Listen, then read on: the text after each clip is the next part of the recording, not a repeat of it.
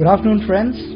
Whenever I give a talk at so many colleges across in India and Mumbai and abroad, there are so many questions which come abroad. And many times, if the specific question which comes when I'm outside India is that, why is the media in India so derogatory?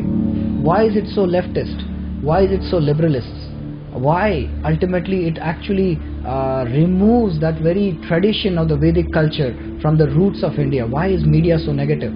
So I just thought of sharing something with you. Abdul Kalam, the ex-president of India, passed away, and he was in Israel, and he wrote a very beautiful article that in that day where he was there, the Hamas bombed Israel. But still on the newspaper, the first heading which was there was of a beautiful new invention that the Israeli people had done. It was not about the number of people who were killed or of the bombing of Hamas or any wrong thing or negative thing for the people. So today, unfortunately, the media is so wrong. It just depicts the negative and the negative all the time to create a mindset in the mind of Indian to be thinking about his own nation in a very derogatory way. So let's think, why is it happening? And I've got some answers for you. The answers are here. Let us see the ownership of different media agencies in India. Number one, NDTV, a very popular TV news media. It is funded by Gospels of Charity in Spain, supports communism. Recently, it has developed a soft corner for Pakistan because Pakistan president has allowed only this channel to be aired in Pakistan. Indian CEO Pranav Roy is a co-brother of Prakash Karat, General Secretary of the Communist Party of India. His wife and Brinda Karat are sisters. India Today, which used to be the only national weekly which supported BJP, is now bought by NDTV. Since then, the tone has changed drastically and turned into Hindu bashing.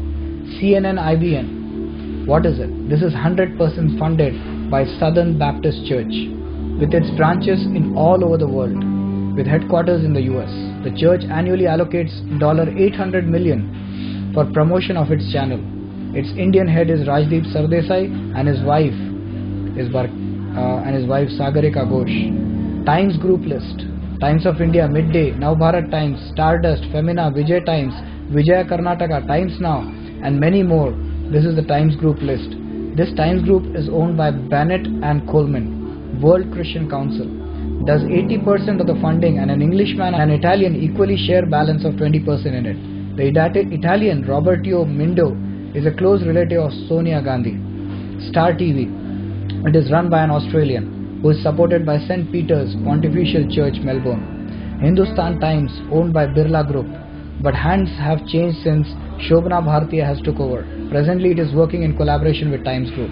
The Hindu, English daily started over 125 years back, has been recently taken over by Joshua Society, Bern, Switzerland. N. Ram's wife is a Swiss national.